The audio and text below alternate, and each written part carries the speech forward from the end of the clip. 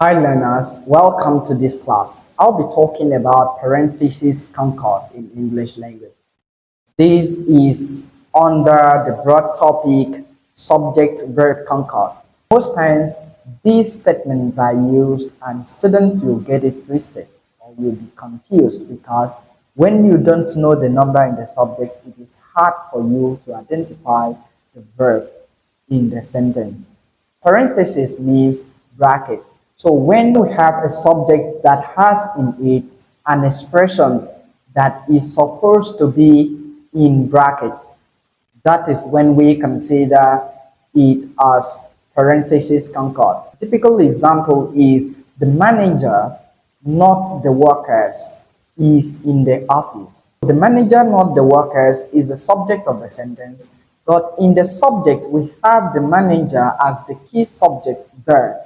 Then we have a statement which is supposed to be in parentheses, and that is not the workers. Not the workers is added to this particular statement for the purpose of emphasis and clarity, so that we understand that the speaker is not referring to the workers, rather he is referring to the manager. So you have to take cognizance of the main subject, else you will find it difficult to find out the actual verb to go with that subject. So do we consider that subject as singular or plural? Because when we are considering subject-verb concord, we are laying emphasis on the number in the subject because it must correspond with the number we have in the position of the verb. In other words, the form of the subject determines the form of the verb. Remember, when the subject is singular, the verb must be singular. And when the subject is plural, the verb must equally be plural. So when we say the manager, not the workers, is in the office, do we really have agreement between the subject and the verb? The verb here is is. Is denotes a singular verb. Likewise, the manager, not the workers, is a singular subject. It is a singular subject because emphasis is on the manager. We are only giving the parenthesis statement, not the workers, for the purpose of clarity, so that the listener will understand that the speaker is not referring to any other person in the establishment but the manager. The only person, if you go into that office, the only person you're going to see is the manager.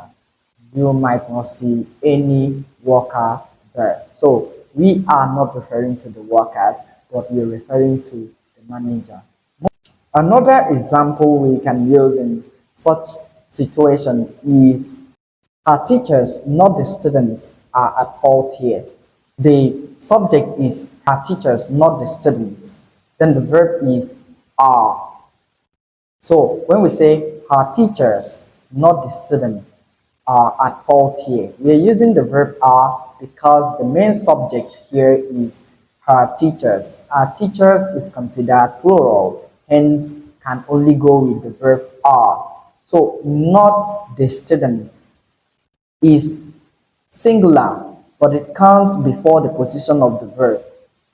But it is a parenthesis statement because we can do without it in the sentence. We can say our teachers are at fault here without the emphatical expression, not the students. So note this kind of expression and how to use the appropriate verb that goes with it. So your subject must suit your verb. Thank you so much for watching this video. Please do well to study and understand parentheses expressions. Remain your very own teacher Dixon. Subscribe to this channel and also like and comment on this video, please.